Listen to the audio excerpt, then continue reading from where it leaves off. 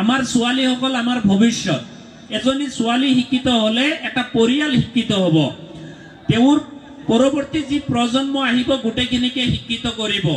এই কাৰণে আপোনালোকে ছোৱালীৰ ওপৰত বেছি গুৰুত্ব দিব, পঢ়াৰ ওপৰত।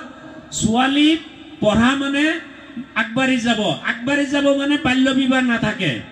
ছোৱালী আগবাঢ়ি যাব মানে বিয়াৰ পিছত জ্বালা যন্ত্ৰণা অত্যাচাৰ ভুগিব নালাগে। ছোৱালী পঢ়া শুনা কৰিব মানে ক'ৰবাত সৰু সুৰা চাকৰি বাকৰিত যাব পাৰিব।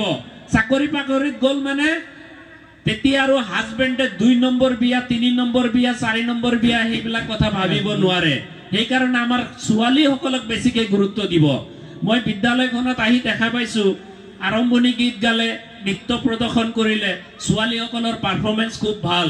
লগতে মই বিদ্যালয় কৰ্তৃপক্ষক ধন্যবাদ জনাব বিচাৰো। কেইদিনমান আগতে খাৰুপেটীয়া মহাবিদ্যালয়ৰ ওচৰতে ৰাজীৱ গান্ধী যি স্পৰ্টছ কমপ্লেক্স আন্তঃজিলা ফুটবল প্ৰতিযোগিতাৰ আৰম্ভণি আৰু ফাইনেলত আপোনালোকৰ বিদ্যালয়ৰ 4-5 গৰাকী ছোৱালীয়ে বিহু নৃত্য প্ৰদৰ্শন কৰিছিল আৰু খুব সুন্দৰ বিহু নৃত্য প্ৰদৰ্শন কৰিছিল। তো ইয়াৰ বাবে মই আপোনালোকৰ ল'ৰা ছোৱালীৰ মা দেউতা লগতে বিদ্যালয় কৰ্তৃপক্ষক মই ধন্যবাদ জ্ঞাপন কৰোঁ।